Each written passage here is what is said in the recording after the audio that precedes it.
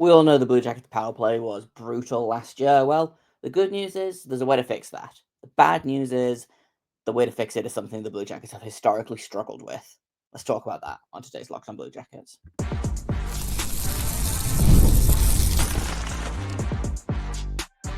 You're Locked on Blue Jackets, your daily podcast on the Columbus Blue Jackets, part of the Locked on Podcast Network, your team every day.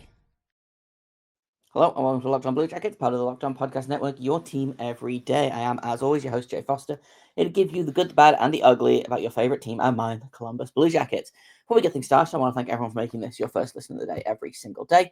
Locked on Blue Jackets is free and available on all podcast platforms and over on YouTube. Now, before we get into the episode proper, I do also have to let you know that today's episode is brought to you by Monarch Money. Take control of your finances with Monarch Money and use code LOCKEDONNHL at monarchmoney.com for 50% off your first year. We're going to talk about the power play today. Last week, obviously, we talked a little bit about the penalty kill and, how to fix that. And the answer is mostly to keep Erica Branson away from it at all costs. The power play was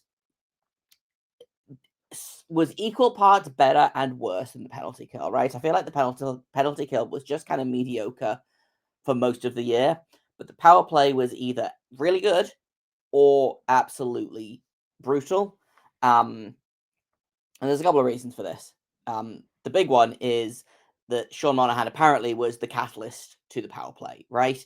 When he was on the ice, the power play was excellent. It was a top 10 power play in the league. He goes down with that injury halfway through the season, and the power play just completely falls apart.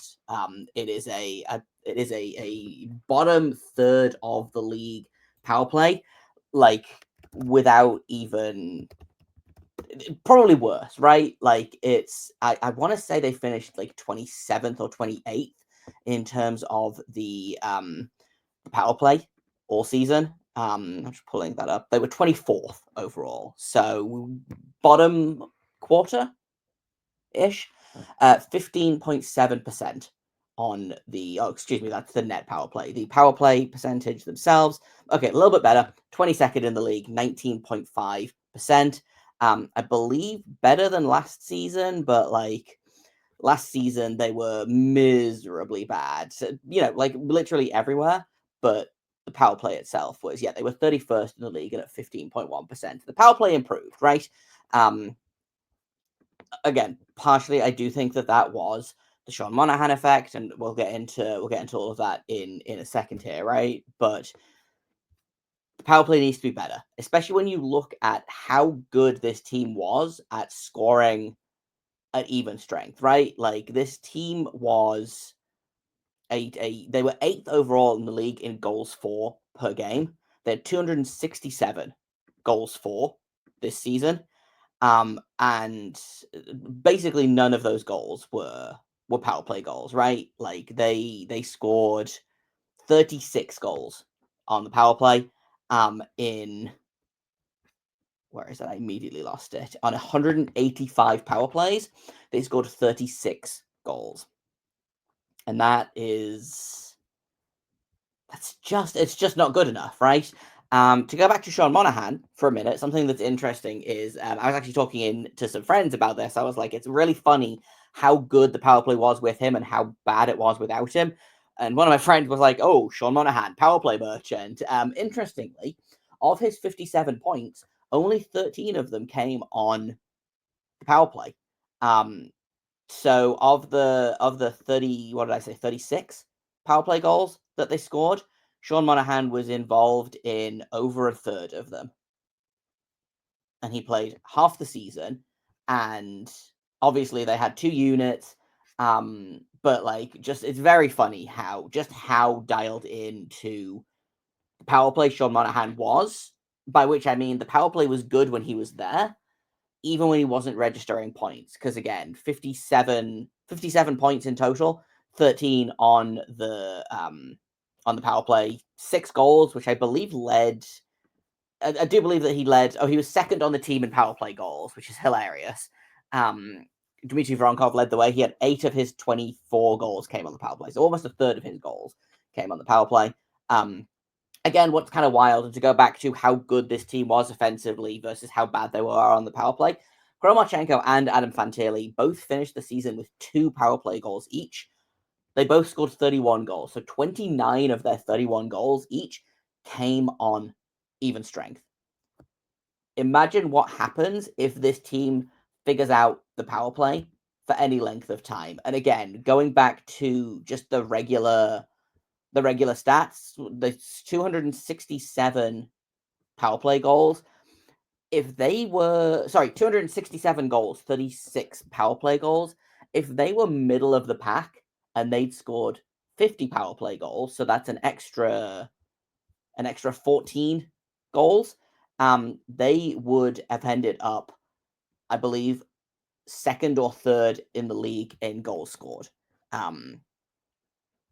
Again, I can't do math, but an extra 14 would bring them to, I believe, 281, which would put them behind only Tampa Bay and Washington. So, like, that's kind of the point here is the power play was much improved from the year before, but because the team was so good at even strength, I think it really oversells just how weak the power play was. And again, like, bottom third of the league is fine. And again, when you're scoring at even strength, like, it's fine. But if you want to be a team that scores on the back, like, if you want to be a team that is serious in the playoffs, then you need to score on the power play, right? Like, and again, looking at teams that were worse than the Blue Jackets, in terms of their power play effectiveness, the only playoff team, two playoff teams were worse than the Blue Jackets, and that was the Carolina Hurricanes, which is wild, and the LA Kings were also. They were the only 2 playoff teams worse than the Blue Jackets on the power play, and shockingly, the LA Kings got into the playoffs, and then their power play immediately dried up, right? They were, power plays in the regular season are they're much more frequent, right? When your power play goes cold in the playoffs, it's more noticeable. And it sure was noticeable, right? Like, the Kings embarrassed out of the first round after thinking that maybe this was their year finally. It wasn't. But, like, the point I'm making here is teams with good power plays typically make the playoffs, right? Like, again, the top 10 power play teams in the league this season, 4 teams out of that 10 didn't make the playoffs. Weirdly, the Chicago Blackhawks were 7th in the league in power play effectiveness, which is kind of wild when you consider how bad that team was, right? If they can do it, imagine where the Blue Jackets could be. They scored 10 more goals than the Blue Jackets. If the Blue Jackets had that kind of power play effectiveness, they'd be top 10 in the league. Like, that's as simple as, right? It doesn't help that the Blue Jackets are one of the, like, they're one of the teams that get, like, the fewest opportunities. They did, in fact, get the fewest opportunities this season. They had 185 power plays, which was the worst in the league. The Ottawa Senators had the most power plays in the league at 269. So, like, that's a wild swing of almost 100 more power plays than the Blue Jackets got. So, like, that doesn't help. When you're not getting a lot of power plays and you're not converting on those power plays, like, it makes it a lot more egregious, right? But even saying that, the power play has to be better. The good news is, I do think that the way to fix that is already in the room. However, it does rely on something that, like I said in the intro, the Blue Jackets have historically struggled with. And the thing that they need to rely on is for players to stay healthy. Let's talk about that in just a second here on Locked On Blue Jackets. First, I'm going to tell you about Game Time, because college football is back, and there is nothing better than the energy of tailgates and being in the stands with your fellow fans. The only downside? Trying to get tickets. There's endless queues, hidden fees, prices that jump out of nowhere at checkout, and that's why I use Game Time. the app that gives the advantage back to the fans. It's the easiest way to score last-minute tickets at the best prices with no surprise fees. What you see is what you pay. I have talked at length about how much I love using Game Time for Sharks tickets. They are super cheap. I get to see my seats in the app. There's no surprise fees. If it says it's $19 on Game Time, then it is $19 at checkout. And that's kind of my favorite thing. I hate when I get to checkout and, there's service fees and transaction fees and like redacted ticket service fees. Like it sucks, right? And Game Time doesn't have that, which is so great.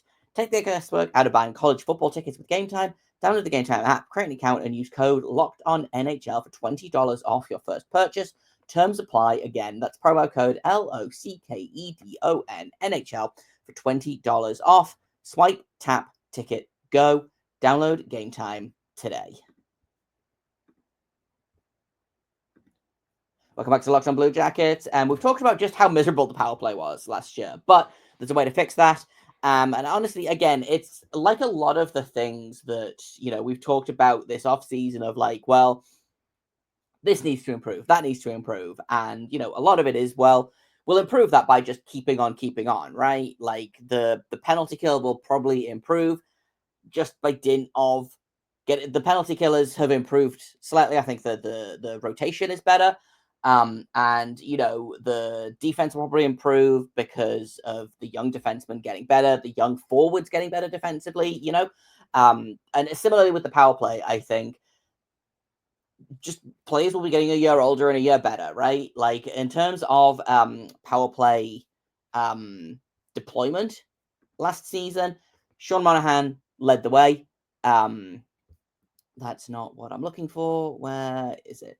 Power players. Here we go. On average per game, Sean Monahan played 2.5 minutes on the power play. Obviously, Werenski led the way with 2.6, but, we're kind of obviously Werenski led the way.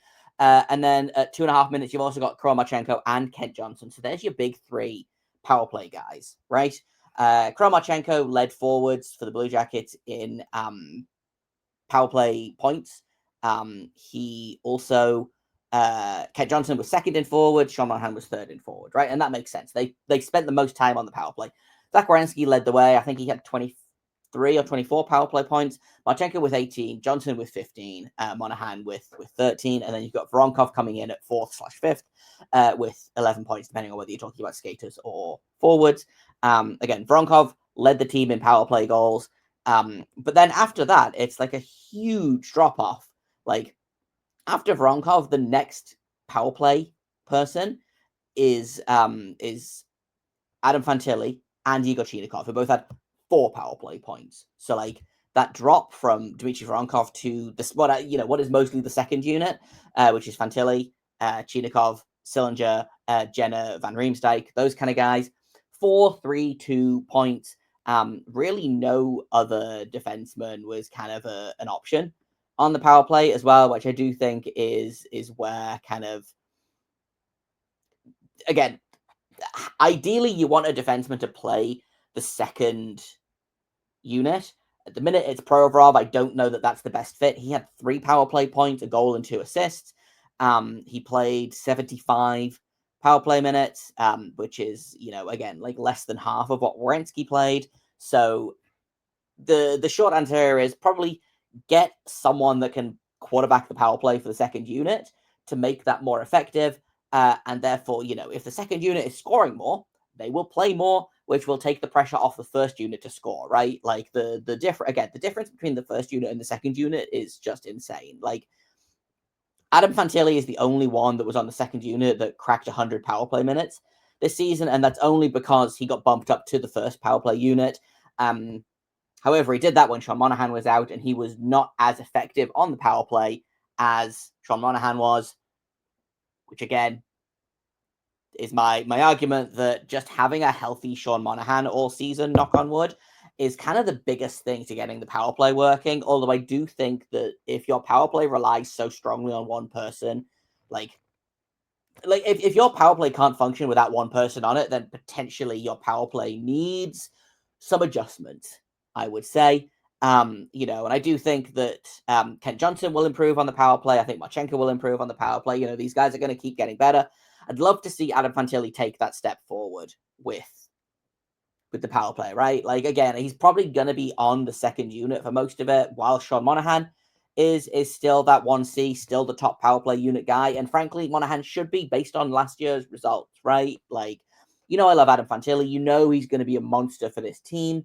But right now, I don't think you can justify taking Sean Monahan off the top unit and putting Adam Fantilli on there, unless you want to put Adam Fantilli in a different position to Sean Monahan. Sean Monahan likes that bumper spot in the middle of the ice. It's the perfect place for him. Obviously, Werenski at the back, and then you've got Johnson and Marchenko as your kind of quote-unquote wingers there, and then Voronkov net front. Like, that's your power play spread. And who do you take off there, right? Like, really, arguably, you take Dmitry Voronkov off to put Fantilli in there, but I don't know that Adam Fantilli is a net front guy, and then, you have to put someone else at net front, and you have to move all of the guys around, and, like, the ideal, honestly, is that you have two good units, right? Like, the ideal is that the penalty killers are like, oh, thank God, we finally got rid of Sean Monahan. Oh, no, here comes Adam Fantilli and friends, right? So I do think that separating those two guys out to give the Blue Jackets, in theory, a 1-2 punch for the power play is kind of ideal. The power play is very top heavy at the minute, again, like, partially because that was the only thing that was like, the top unit was the only thing that was doing anything, so obviously it was top heavy, right? But it is kind of like that self-fulfilling prophecy of, if you don't play the guys that aren't scoring, they're going to continue not to score, right? So I'll be interested to see what the power plays look like next season. I would love to see Denton Matejchuk get some power play time. He got a little bit this season. He got about 45 minutes worth. Nope, that's a lie. He got 30 minutes worth, so about half an hour of power play time. Didn't record anything for it.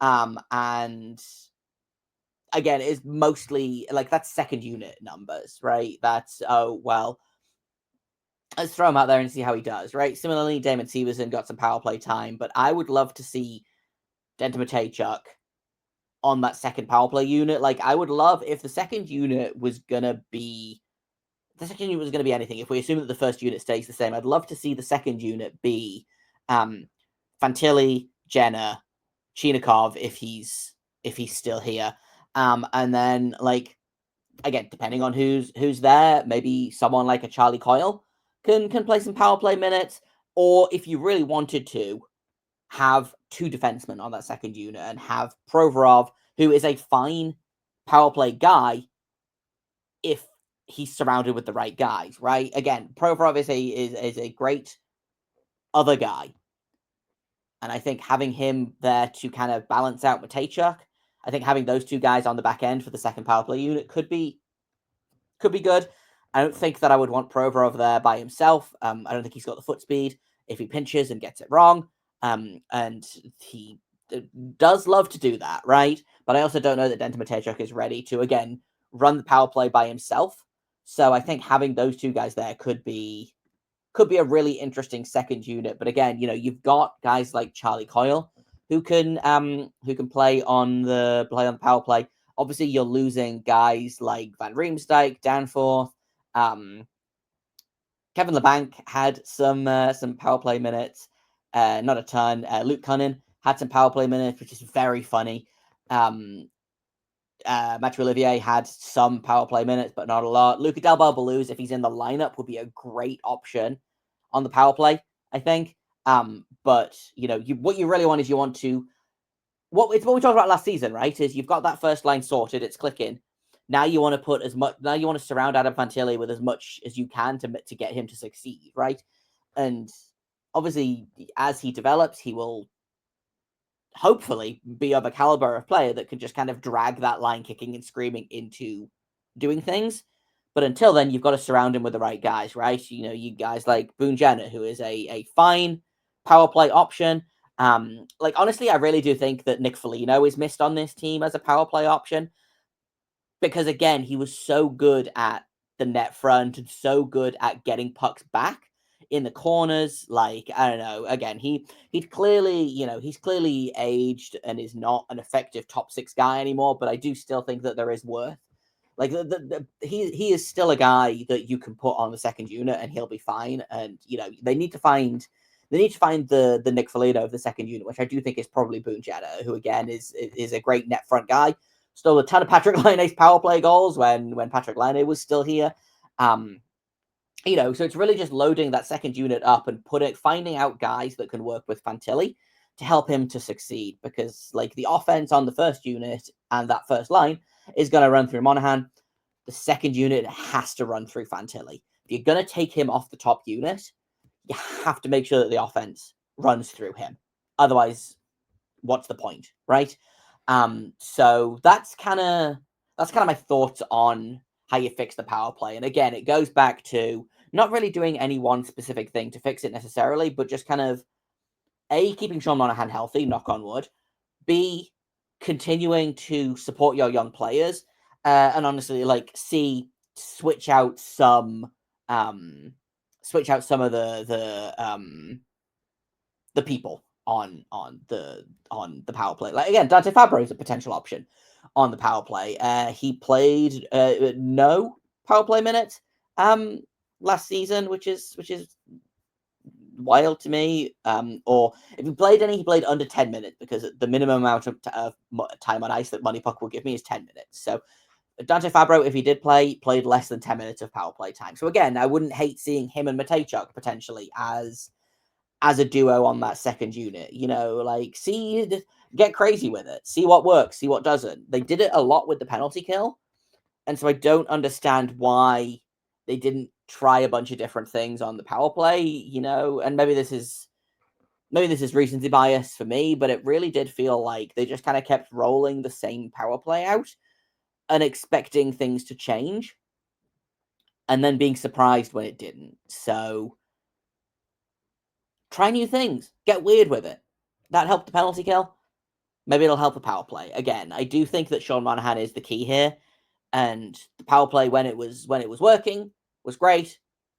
When it wasn't working, it was bad. That's just kind of how it goes, right? Unfortunately, that is just how things work. When it's good, it's good. When it's bad, right? But I can't explain any reason for it other than the Sean Monahan effect, right? Of when he's in the lineup, it's top 10. When he's not in the lineup, it's it's 30th overall or 29th overall. I can't remember the exact number, but I remember distinctly watching a game that would have been maybe a month and a half after Monahan was out, and they were like, yeah, they've scored 2 power play goals in the last 25 opportunities without Monahan in the lineup, which is just insane, right? Like, again, your power play shouldn't rely on just one guy. Unfortunately for the Blue Jackets, it kind of does just rely on one guy, which again goes back to this is, you need to change things up, because if your power play relies on just one guy, then there's probably a flaw in your power play, right? You need to put these guys in positions to succeed, make it easier for them. If the systems aren't working with all of the different players that you have, maybe it's the systems, not the players, right? In the same way that, like, if a team is bad year after year after year and the coach stays the same, maybe the problem is the coach and not the players. Or if there are different coaches but the team remains the same, then maybe the issue is the GM and not the coach for the bad results, right? Etc., etc., etc. This is not a criticism of the coach or the GM, right? But I think that something definitely has to change with the power play. I think that you can only go so far with Sean Monahan. I think you need to play him less, because again, it's going down to, imagine what you could do and how good the power play could be if you weren't relying on Zach Werenski to play 200 power play minutes, which is, I don't think that leads the league, but I would be surprised if so here's the thing. It doesn't lead the league. It's not even particularly close. He is 40, where is he? I've lost it. Doing great. In terms of ice time, he is 40, 50, where is he? He's 76th in the league in power play ice time, which sounds bad, but again, is just kind of because the Blue Jackets don't get any power plays, right? What did I say? There was 185 opportunities, I believe. I'll pull that up again. 185. So double that is how many power play minutes. But obviously, that's not the total number of minutes because some of those things will have been turned into 4-on-4. Some of those things will have ended early because of the power play finishing, because of the score, because a goal was scored, etc. But like, if Zach Werenski is playing over hard, like probably close to 2/3 of the ice time, maybe you play him a little bit less and see how effective he's going to be. It's the same argument I always have for playing players too much, right? It's look how good Zach Werenski is playing a bajillion minutes a night. Imagine how good he'd be if he had 30 minutes worth of energy condensed into 20 minutes worth of ice time, right? If you've got a second unit you can rely on, you don't have to put Werenski out every single power play for a minute and a half of that power play. And that kind of felt like what was happening last year. So I'm kind of at the point where I just assume that the power play is going to be bad forever. Like, I don't remember the last time the Blue Jackets had a good power play. Like, I just straight up don't remember it. I keep saying that it was when Sam Gagner was on the team, which I believe was the 2016 season, the 2016-17 season, or it might have been the 2015-16 season. But pulling up the numbers for that season, even then, the Blue Jackets were 12th overall in power play. Now, I will say power play scoring has gone way up since then because they were 12th overall at 19.9%, and last season they were about 20%, and they were 24th in the league. But, like, I miss when they were 12th in the league. I miss when they had a good power play. I would love for them to get back to that, right? Like, that's what we want, because since then, it's just kind of been miserable. I'm just flipping through now. Like, the year after that, they were 25th. The year after that, they were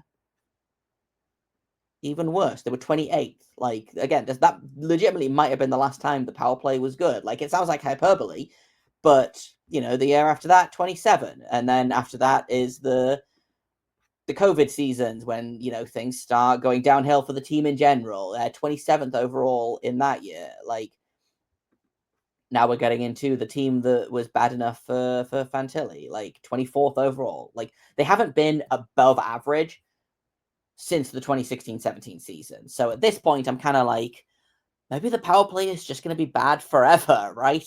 And I know that that's not the case, but I kind of am coming into this with, well, at least they're scoring at even strength. Like, I'd rather have them be scoring at even strength and not scoring on the power play than only being able to score on the power play. Knock on wood.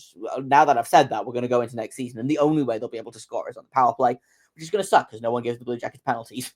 And I constantly talk about how I don't think that the officials are rigging the games. I just think they're incompetent.